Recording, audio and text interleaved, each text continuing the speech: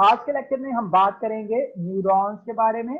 Neurons basically nervous system के अंदर पाया जाने वाला एक स्पेशल किस्म का सेल है जो नर्वस सिस्टम का स्ट्रक्चरल और फंक्शनल यूनिट है। स्ट्रक्चरल और फंक्शनल यूनिट का क्या मतलब है? स्ट्रक्चरल और फंक्शनल यूनिट का मतलब है कि नर्वस सिस्टम का ज्यादातर हिस्सा बना भी न्यूरॉन से हुआ है, और फंक्शनल यूनिट का मतलब है कि वो जो नर्वस सिस्टम फंक्शन परफॉर्म करता है तो वो भी न्यूरॉन्स कर रहे होते हैं। लेकिन नर्वस सिस्टम में सिर्फ न्यूरॉन्स मौजूद नहीं होते, बल्कि और भी तरह के सेल्स मौजूद हैं एनिमल्स में और ह्यूमंस में।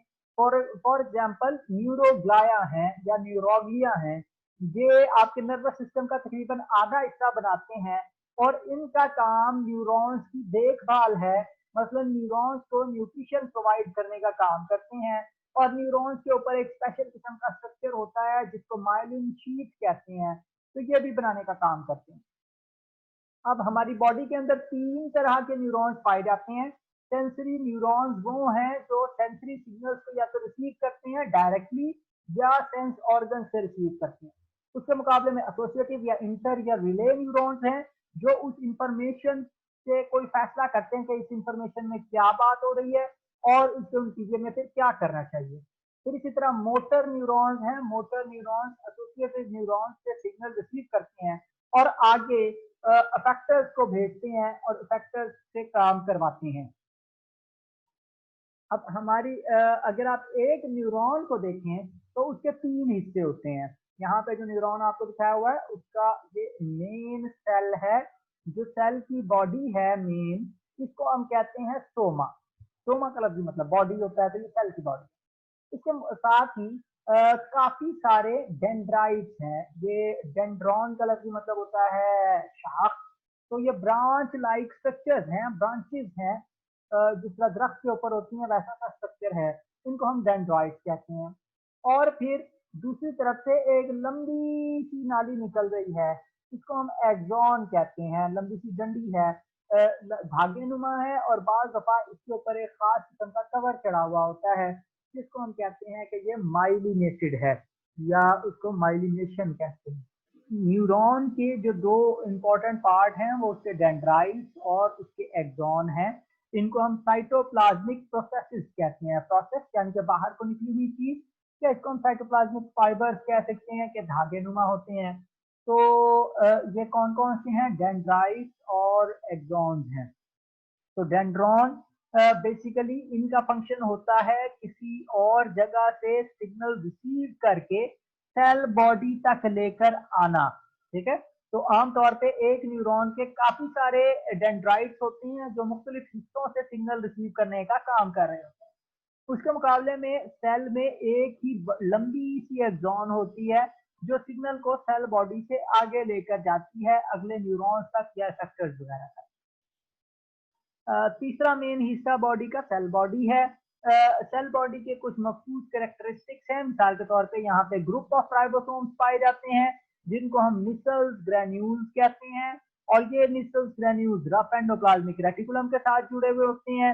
अब रफ एंडोप्लाज्मिक रेटिकुलम या निसल्स ग्रेन्यूल्स सिर्फ और सिर्फ सेल बॉडी के अंदर होंगे, एक्सॉन में मौजूद नहीं होंगे।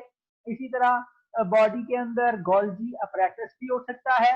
माइक्रोट्यूब्यूल्स, न्यूरोफाइब्रिल्स और माइटोकॉन्ड्रिया हो सकते हैं, और माइक्रोट्यूब्यूल्स, न्यूरोफाइब्रिल और माइटोकॉन्ड्रिया एक्सॉन के साइटोप्लाज्म में भी हो सकती हैं, यानी कि उसको हम कहते हैं एक्सोप्लाज्म। जो साइटोप्लाज्म एक्सॉन में है उसको एक्सोप्लाज्म कहते हैं। और इनका काम क्या है? इनका काम है रिक्वायर्ड मटेरियल्स की बायोसिंथेसिस करना। मतलब न्यूरॉन्स को जिन जिन चीजों की, जिन प्रोटीन वगैरह की जरूरत होती है वो राइबोसोम्स और एंडोप्लाज्मिक रेटिकुलम और गोल्गी कॉम्प्लेक्स से बनती हैं। अब बात यह है कि अगर न्यूरॉन्स को डैमेज हो जाए तो फॉर एग्जांपल उसकी डेंड्राइट्स टूट जाए या उसकी एक्सॉन टूट जाए तो वो दोबारा बनाई जा सकती हैं। सेल बॉडी अलबत्ता अगर डैमेज हो जाए तो उसको दोबारा बनाना पॉसिबल नहीं होता, सेल की डेथ हो जाएगी। ठीक है, तो इस वजह से बाज दफा आपकी उंगली वगैरह या किसी हिस्से में कट लग जाए और वहां पे न्यूरॉन्स अगर डैमेज हो जाए तो कुछ दिनों के लिए उस हिस्से से आगे वाला, फॉर एग्जाम्पल उंगली की टिप के ऊपर आपको सेंसेशन नहीं होती, लेकिन चंद महीने बाद आपको वो सेंसेशन वापस आ जाती है। क्यों? क्योंकि वहां पे एक्सॉन्स वगैरह कट गई थी, लेकिन बाद में नई एक्सॉन्स बन गई वक्त के साथ। हाँ, अलबत्ता नए न्यूरॉन्स नहीं बन सकते। मेच्योर न्यूरॉन्स असूल ये है बॉडी में कि कोई भी मेच्योर सेल्स, मतलब हम पहले पढ़ चुके हैं कि मसल सेल्स डिवाइड नहीं करते। एक दफा जो मसल सेल्स बन जाएं तो वो डिवाइड करके नई मसल सेल्स नहीं बना सकते। इसी तरह रेड ब्लड सेल्स जो एक दफा बन जाए वो नई तरह के सेल्स नहीं बना सकते। तो इसी तरह न्यूरॉन्स भी, जो मेच्योर न्यूरॉन्स हैं, वो डिवाइड नहीं कर सकते बॉडी में और नए सेल्स नहीं बना सकते। अलबत्ता बॉडी में मुख्तलिफ जगहों पर हमारे पास स्टेम सेल्स होते हैं। स्टेम सेल्स वो सेल्स हैं जो नई तरह के सेल्स बना सकती हैं।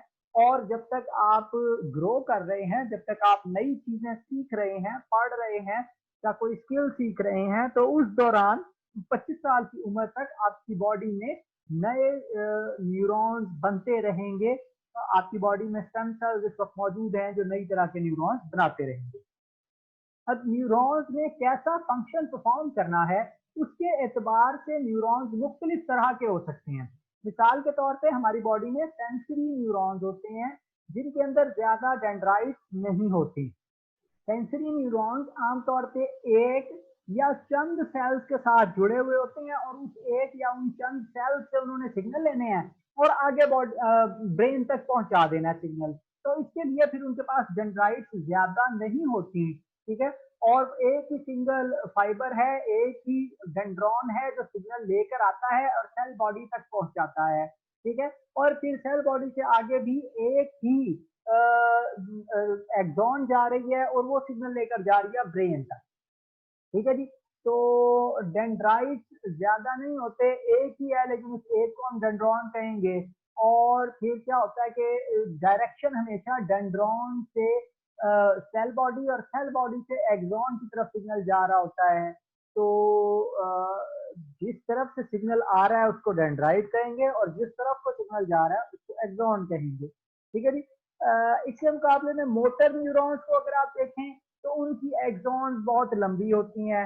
मिसाल के तौर पे आपकी टांगों में जो नर्व चल रही हैं, उनमें से बाज की सेल बॉडीज पड़ी हुई हैं आपकी रीढ़ की हड्डी में, कमर में, और वहां से निकलती है एक्सॉन और वो मसलन पाँव की टिप तक जाती है।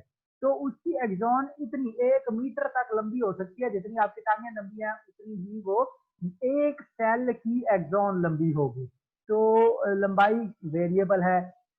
फिर ब्रेन सेल्स को अगर आप देखें तो ब्रेन सेल्स के अंदर बहुत ज्यादा डेंड्राइट्स होती हैं, यानी कि बहुत सारी ब्रांचेस होती हैं। क्यों? क्योंकि एक ब्रेन सेल बहुत सारे डिफरेंट सेल्स से सिग्नल रिसीव कर रहा होता है। ठीक है। और उन सब सेल्स से सिग्नल रिसीव करके उसने फैसला करना होता है और आगे भेजना होता है। तो इस वजह से उसके अंदर डेंड्राइट्स बहुत ज्यादा होती हैं, वो बहुत सारे डिफरेंट सेल्स के साथ जुड़ा होता है।